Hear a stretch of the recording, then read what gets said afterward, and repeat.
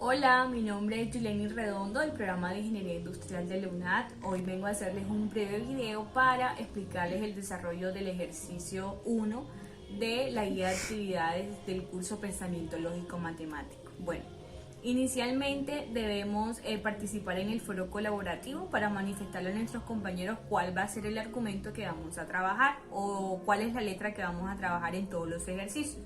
Bueno, inicialmente identificamos ese argumento, ¿cierto? Vamos a identificar por cuántas proposiciones simples está compuesto ese argumento. Ya identificadas cuántas proposiciones simples, yo a esas proposiciones simples les voy a asignar una variable.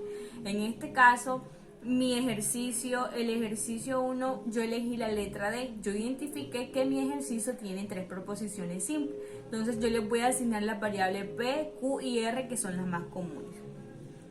Bueno, el lenguaje simbólico es la manera como nosotros expresamos, pues simbólicamente, valga la redundancia, esa expresión, ese argumento que nos está pues generando el ejercicio. Bueno, ya teniendo esa proposición compuesta, vamos a definirla en lenguaje natural. Es decir, ahí vamos a nosotros identificar los conectores lógicos que aplican de acuerdo al lenguaje simbólico. Entonces, si yo tengo ya definido cuáles son las proposiciones simples, ¿cierto? Lo que yo voy a hacer es, de acuerdo a la simbología expresada, voy a utilizar los conectores lógicos a los que haya lugar.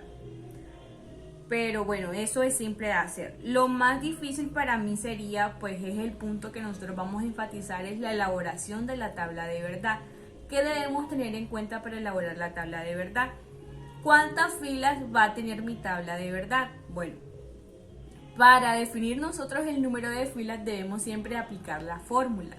¿Cuál es la fórmula? Siempre vamos a aplicar la fórmula 2 elevado a la n, donde n me va a indicar cuántas son las proposiciones que tiene mi proposición compuesta. Entonces, en mi ejercicio, en la letra D, por ejemplo, yo identifiqué 3 proposiciones simples. Bueno, en ese ejercicio aplica que si tengo 3 proposiciones simples, n es igual a 3, que es el número de proposiciones que tengo.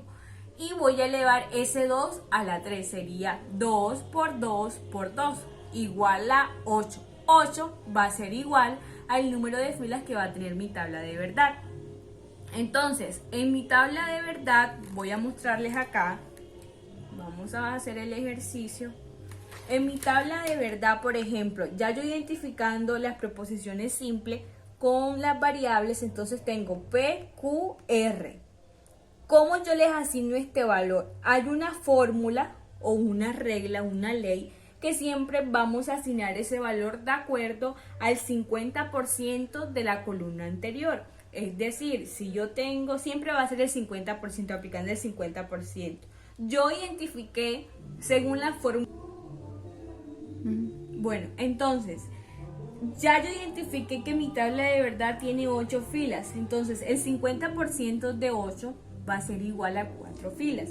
Quiere decir que yo a estas 4 primeras filas les voy a agregar un valor verdadero y las 4 últimas falsas. Para la segunda proposición simple, para la segunda variable Q, voy a tomar el 50% de la columna anterior. Por ejemplo, si yo a P en las 4 filas le asigné valor verdadero, acá en Q voy a asignarle solo la mitad. Entonces vengo trabajando 4, la mitad sería 2, serían 2 verdaderos, 2 falsos y vamos a seguir ese consecutivo.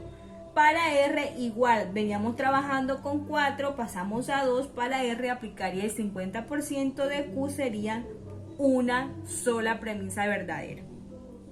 Y así vamos a ir consolidando nuestra tabla de verdad y vamos a tener la conclusión definitiva de esa proposición. Bueno, entonces acá vamos a aplicar las leyes, vamos a aplicar la ley de conjunción y ¿qué debemos tener en cuenta en conjunción? ¿Qué nos dice la conjunción? Cuando hablamos de conjunción nos dice que la proposición va a ser verdadera cuando las dos proposiciones son verdaderas. En el resto de casos no aplican y la proposición es falsa.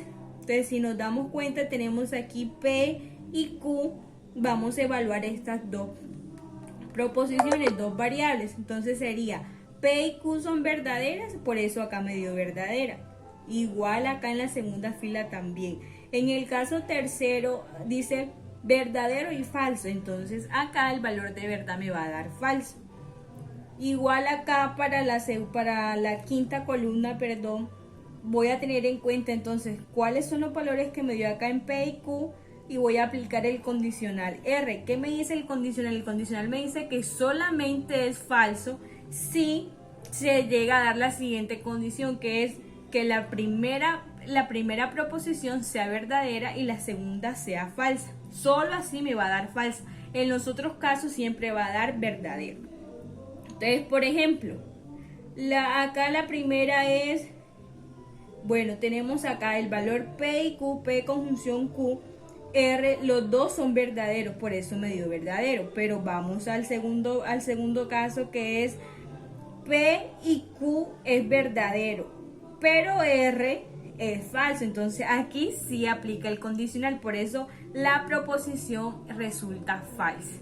Entonces eso es lo que vamos a hacer en todo el desarrollo del ejercicio, y luego vamos a clasificar de acuerdo a los valores que nos den como resultados de si se trata de una contingencia. En este caso sí es una contingencia. Gracias.